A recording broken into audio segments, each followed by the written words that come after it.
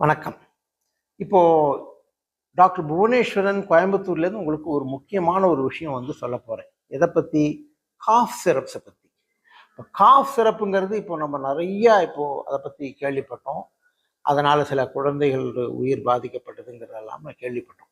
இப்போ நான் உங்களுக்கு என்ன சொல்ல வரேன் அப்படின்னா, காஃப் இருமல் அப்படின்னாலே அதில் 2 விதம் இருக்குன்னு நீங்கள் முதல்ல தெரிஞ்சுக்கணும். ஒன்று, இருமும் பொழுது அந்த கோழை வெளியே வருவது, அதை ஆங்கிலத்தில் ப்ரொடக்டிவ் காஃப், அதாவது கோழையுடன் வரக்கூடிய இருமல். இது ஒரு வகை. இன்னொரு வகை பார்த்தீங்கன்னா வறட்டு இருமல். இந்த வறட்டு இருமலில் பார்த்தீங்கன்னா இருமல் தான் இருக்கும், ஆனால் சளியோ கோழையோ வராது. இந்த 2 வகையான இருமல் இருக்குங்கிறத முதல்ல நம்ம தெரிஞ்சுக்கணும். ஏன் அப்படின்னு பார்த்தீங்கன்னா, கோழை அதிகம் இருக்கிற இருமலுக்கு நாம் எக்ஸ்பெக்டரண்ட் என்று சொல்லக்கூடிய அந்த சளியை கரைத்து வெளியே கொண்டு வரக்கூடிய அந்த சளி காஃப் சிரப்பை உபயோகப்படுத்த வேண்டும்.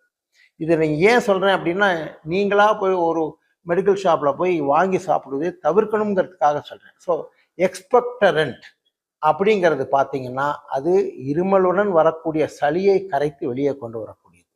இது இல்லாமல் வெறும் வறட்டு இருமல் அப்படிங்கிற மாதிரி இருந்தால் காஃப் சப்ரசன்ட், அதாவது இது இருமலை தடுக்கும், குறைக்கும். இந்த மாதிரி இருக்கிறது பார்த்தீங்கன்னா, இது வேற விதமான உள் மருந்துகள் இருக்கும்.